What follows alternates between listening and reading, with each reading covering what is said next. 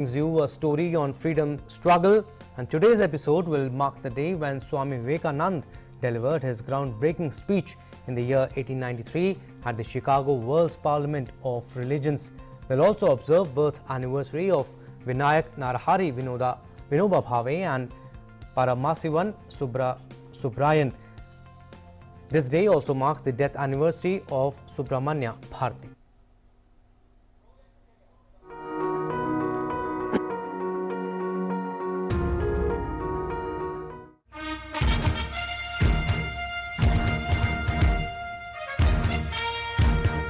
In the history of mankind, there have been rare instances where the introductory words spoken by a person have electrified the world as much as Swami Vivekananda's groundbreaking speech on this day in the year 1893 at the Chicago World's Parliament of Religions. Sisters and brothers of America, it fills my heart with joy unspeakable to rise in response to the warm and cordial welcome which you have given us.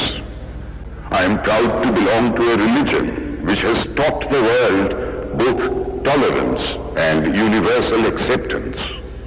We believe not only in universal toleration, but we accept all religions as true. I am proud to belong to a nation which has sheltered the persecuted and the refugees of all religions and all nations of the earth. The speech by Swamiji has been oft referred by leaders from across the globe to remind the audience of the values which Swamiji's speech stood for: compassion, brotherhood, tolerance and acceptance. When Swami returned to the motherland, the Raja of Ramanathapuram in Tamil Nadu, who had sponsored Swami's trip to Chicago, accorded a grand reception. He also drew the carriage carrying Swami Vivekananda, saying, Swami Vivekananda is the King of Kings.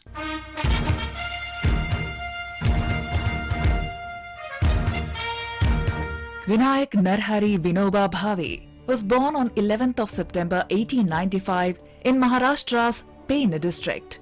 He is considered as the spiritual successor of Mahatma Gandhi. In 1940, Vinoba was chosen by Gandhi to be the first individual satyagrahi against the British rule. Bhave also participated in the Quit India movement.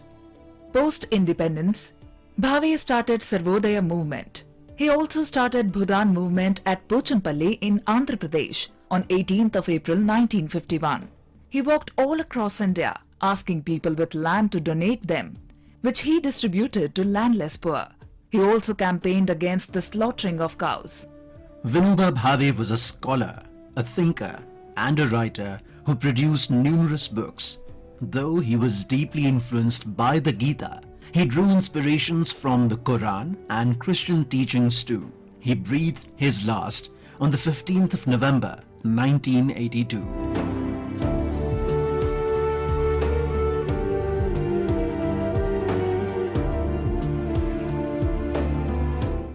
On this day, Subhramanya Bharathi, one of the greatest poets of modern India, breathed his last.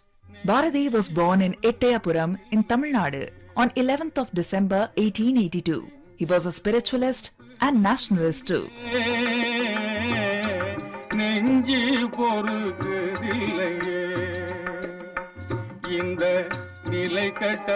மனிதரை நினைந்து விட்டால் நிலைகட்ட மனிதரை நினைந்து விட்டால் நெஞ்சு பொறுக்குதில்லையே நெஞ்சு பொறுக்குதில்லையே.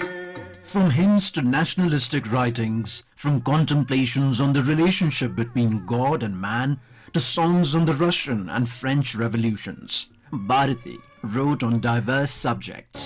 காற்று வெளியிடை கண்ணம்மா நின்றன் காதலை எண்ணி கழிக்கின்றேன். அமுதூற்றினையொத்த இதழ்களும் இதழ்களும் அமுதூற்றினையொத்த இதழ்களும் நிலவோரித்ததும்.